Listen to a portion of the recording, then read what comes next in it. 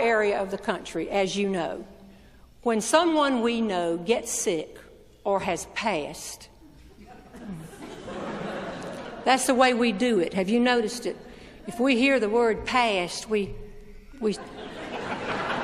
and then we go on. I was seated next to a woman on the airplane, and not a month or two ago, she was 70 and going to see her sister. I'd never met her.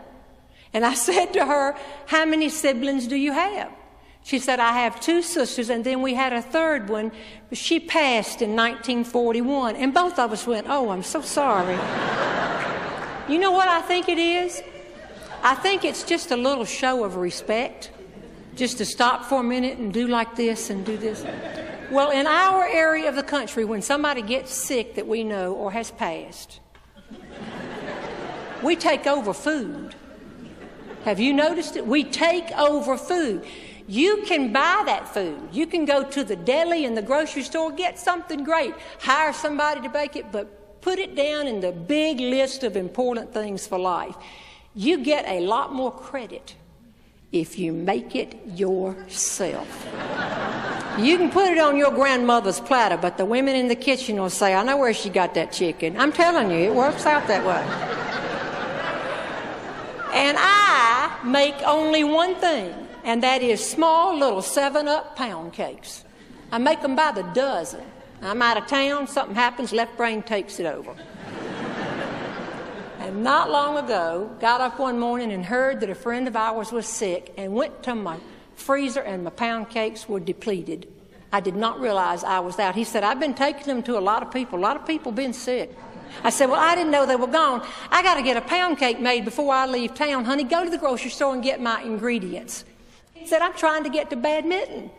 I said, "Well, it's just a few ingredients." He said, "I tell you what, I can get there and get it and still get to badminton, but you make sure I can go through that express lane.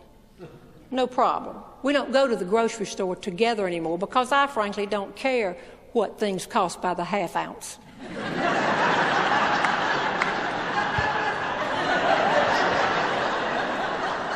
So I made up the list and he left. Well, y'all, I waited. He didn't come back. I thought, he's gone on to badminton. And I thought, no, where could he be? I was getting ready to call the grocery store and I heard the car pull in. He came huffing up the steps, had 2 sacks and more sacks hanging on his arms. He just glared at me, started putting stuff down, and said, "I'll get some more out of the car."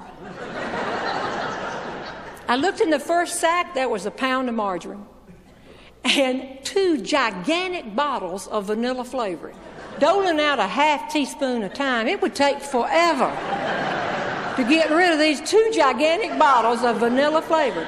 And in the next sack were 3 dozen eggs. I said, they had a special. I'll tell you, they have had a special. I didn't need but 5 eggs, and I just said a dozen. In the next sack was a big old thing of shortening, 2 of them. And in the next sack, 2 more, 12 pounds of lard. We could fry fish for everybody in here. But in that 4th sack, I found my list. And I'd like to step out of the kitchen just a minute to tell you something. Left Brain is a smart man. He went to Duke University on a basketball scholarship, played basketball for 4 years, and graduated in the same 4 years. Then he went to Carolina and got a master's degree and a doctorate. He has over-degreed himself.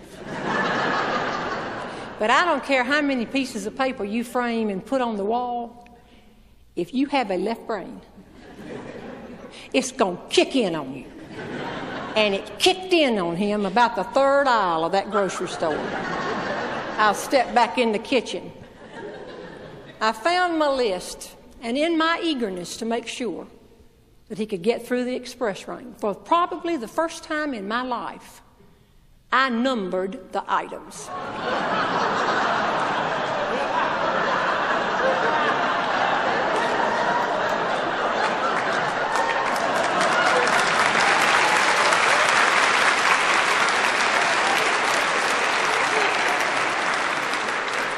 Number 1, a pound of butter, no problem. Number 2, large bottle of vanilla flavoring. I had 2 of them. Number 3, a dozen eggs. This man has a doctorate degree. Number 4, a big tub thing of lard. I could hear him coming back. I looked down at number 5. Said a 5-pound bag of sugar. I knew he was coming in with 25 pounds of sugar.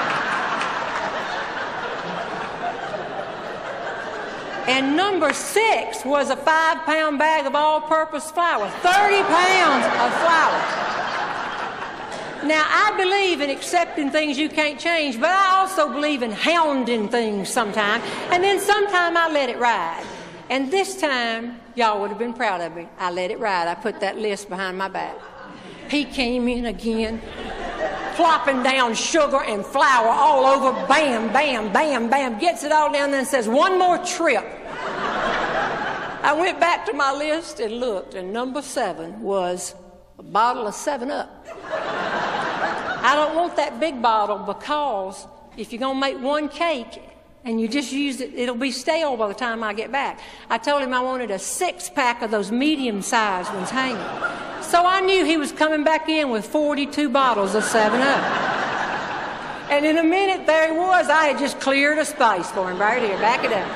Put them all down and turned around to me before he left and said, well, obviously, they wouldn't let me through the express lane. But you know what? He got all the way out in the hall and came back and he said, for the record, I figured out what I had done.